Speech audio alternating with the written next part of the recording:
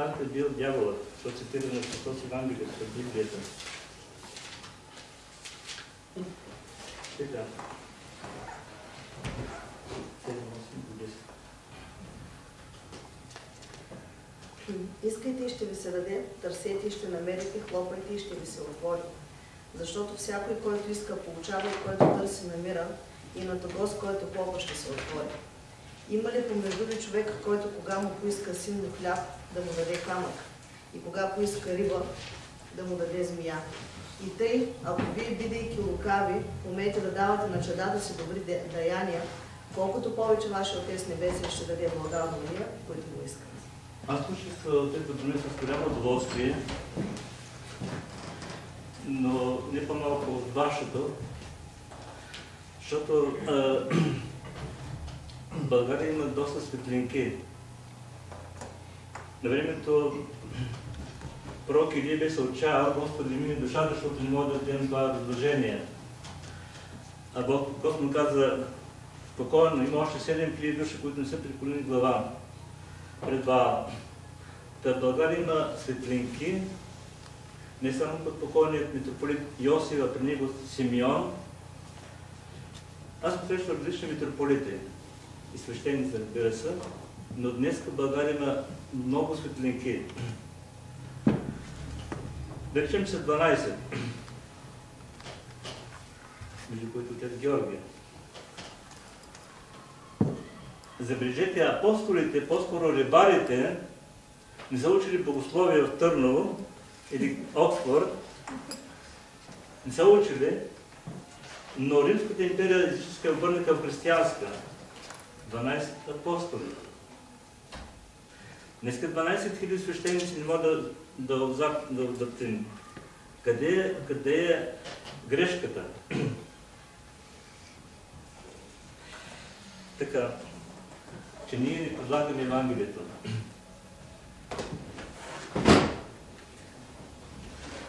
Когато искам да зашием едно копче, ние вземем игла и конец и зашиваме копчето. Но ако ти не сложиш конец в иглата, колко да се добър шиваш, няма така. Така и ние, ако не приложим Христовата помощ, Христовата сила, благодат, може да говорим не само един ден, може не 5 години богословие, 50 години, пак няма да правим нищо. Тоест няма да се получи ония резултат, който има апостолите, защото ние не предлагаме Христос. А кой е Христос? Бяхме на кръщение в Поморие преди 2-3 години. Питам персите, знаете ли Христос кога се родил? Те да знам. Хубаво. Знаете ли някаква добра мисъл на Евангелието на Христос? Не. Тогава ние сме най-виновни за говорите в България. Не комунистите, не атеистите.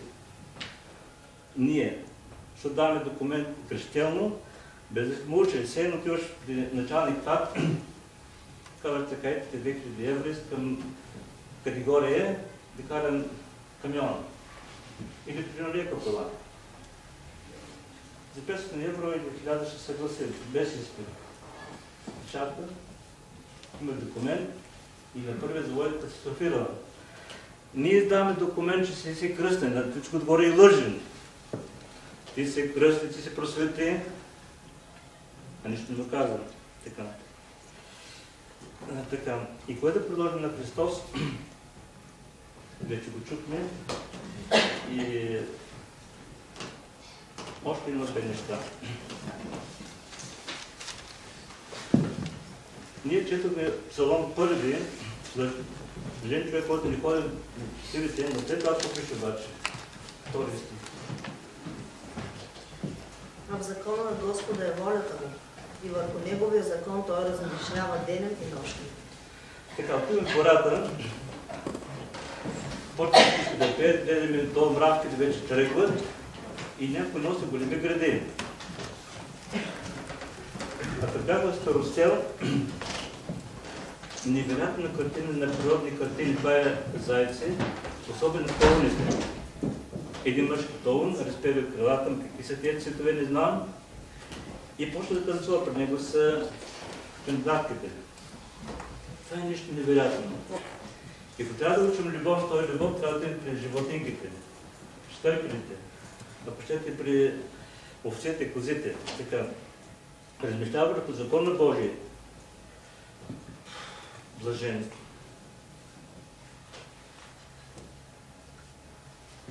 Още двете неща и спираме. На какво се дължат всичките неволи, които не се пъсват, ще прочитам Паскал, само двете изречения. Блез Паскал, слушайте внимателно. Внимавам тежът и безсилието ни не говорят само за едно, че някога човек е вкусвал истинско щастие и сега е запазил само празната му обвивка, която напразно се опитва да запълни с какво ли не и не намирайки утеха в това, което има, се домогва до това, което му липсва, но и едното и другото не могат да му я донесат, защото безкрайната пустота може да се запълни само от нещо безкрайно и неизменно, с други думи от самия Бог. Той и само Той е нашето истинско благо, откакто човек го е напуснал. Странно е, че нищо в природата не може да го замени. Звезди, небе, земя, стихии, растения, зелки, прас, лук, животни, насекоми, телета, змии, чума, война, глад, пороци, прелюбодеяние, кръвосмешение. И откакто е загубил истинското благо, с еднакво основание го вижда във всичко, дори в собственото си унищожение, макар така несъвместимо с разума и с природата. Така. Аз съм по-невярващ от апостол Тома, макар да съм не предмет хиляди кръщавки, венчавки, погребение, но съм по-невярващ от Тома. Но Бог му каза, Тома, ти видя това възражение, които не са видяли и са повярвали. И така аз вярвам, че като си купи билет за Атина на 15 април, ще лете, макар че не ще 25 март. Значи вярвате нещо, което вярва, че ще стане, защото Господ ги обещал. Но нашето пътуване до Атина или до Нью-Йорк или до Москва няма така. Това е пътуването, земно пътуване, но нашето пътуване за вечността. Че само едно изречение.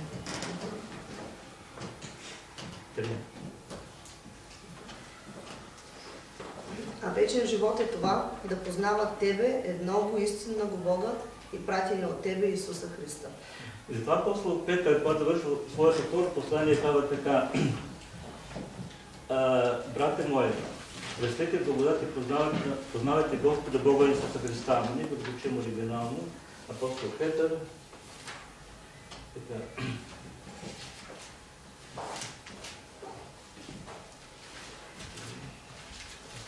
Петър.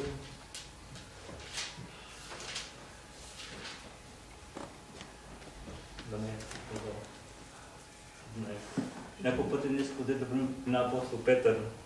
Отрекал съм. Вие, проче, възлюбени, като знаете това от по-рано, пазете се, да не би увлечени от заблуждението на беззаконниците, да отпаднете в твърдостта си. Но растете в благодат и познаване на Господа нашего и Спасителя Исуса Христа. Нему слава и сега, и в ден вечни. Амин. Така. И какво казва Достоевски?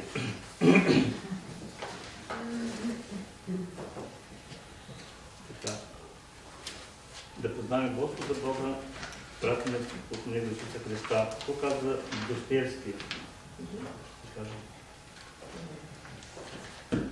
Ще ви кажа, че аз съм дете на века, 19 век, дете на неверието и съмнението до този момент и даже знам това до гроба. Какви страшни мъчения ми струва и струва тази жажда да вярвам, която е толкова по-силна в душата ми, колкото повече са в мен противните доводи. И все пак Бог ми изпраща понякога минути, в които съм съвсем спокоен. В тези минути аз обичам и намирам, че и аз съм обичам от другите. И в такива минути аз изградих мой символ на вярата, в който за мен всичко е ясно и свято. Този символ е много прост, ето го. Да вярвам, че няма нищо по-прекрасно, по-дълбоко, по-симпатично, по-разумно, по-мъжествено и по-съвършено от Христос. И не само няма и с ревност на любов се повтарям, че не може да има. Не стига това, ами ако някой ми докаже, че Христос е извън истината и действително се окаже, че истината е извън Христос, то на мене повече би ми се искал да остана с Христос, отколкото с истината.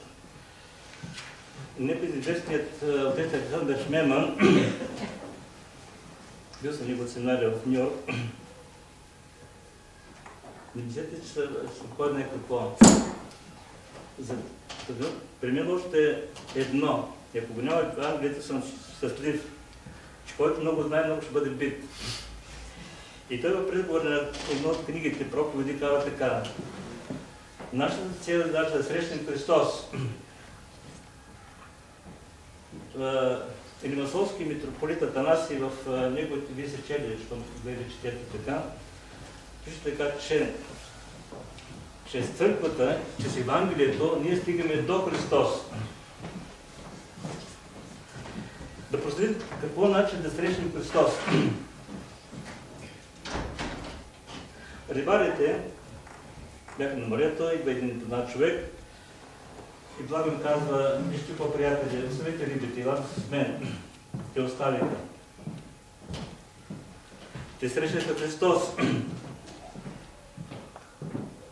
Една жена чужденка, езичничка, вода 6 души мъже, отстрани от хората отива поправят пладне на обяд на един извор извън грашето Сихем. Не идва един непознат човек, казва: Госпожо, дай ми да пие. Как така искаш от мен вода да пиеш, когато си юдеен? Ние Самари не са обичаме.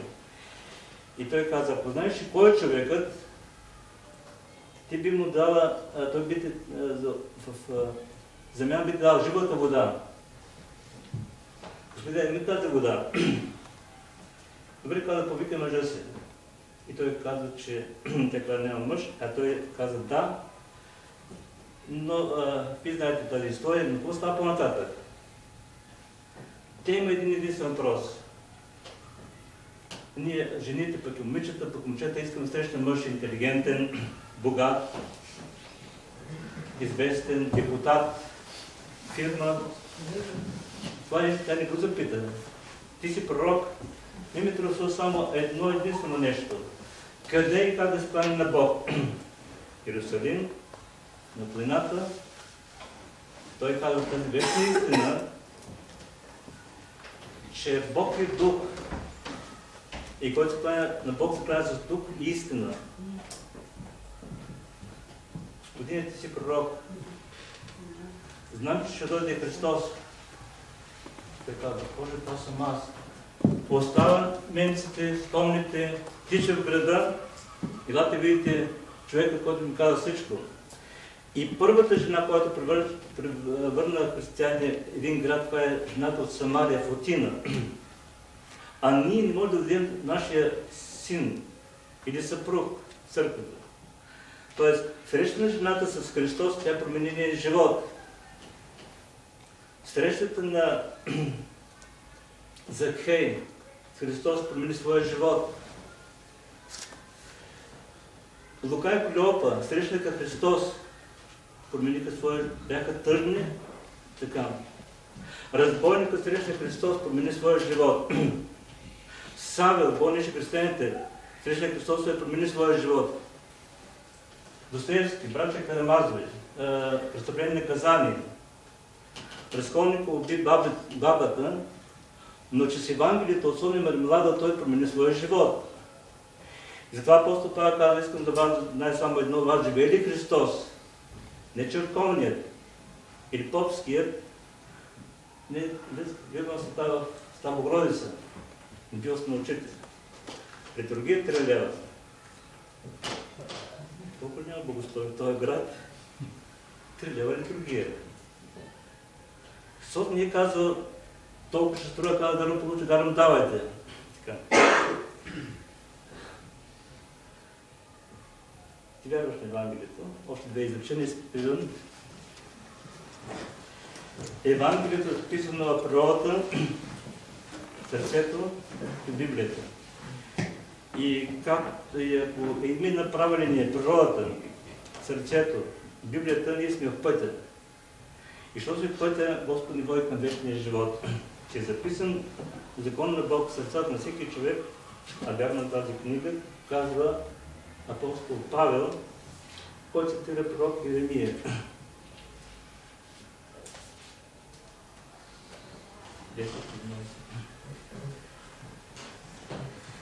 Но този е заветът, който ще завещая на дома Израилев след ония дни, казва Господ.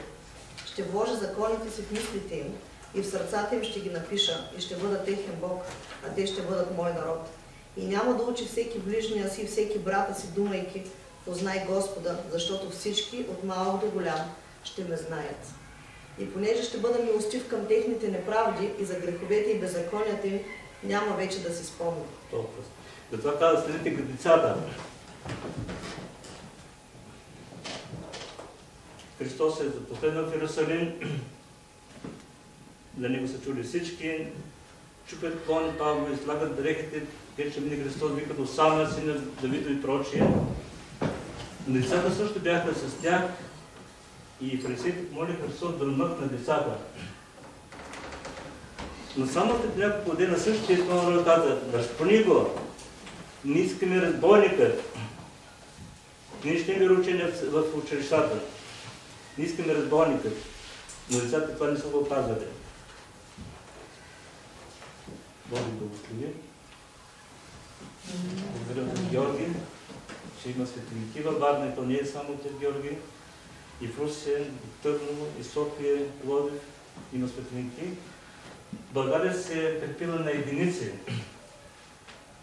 Не на политика, не на полиция, не на депутати, а на единици. Не вярвате? Брата Кирил и Методий, Свети Иван Рилски. Никъде в България няма такова посещение, не само посещение от благодат, но усещане като Рилски монастир. Иван Рилски оставя всичко. Всеки вижда негов апартамент, парно, климатици, джикута, какво беше там. След това е Патриарх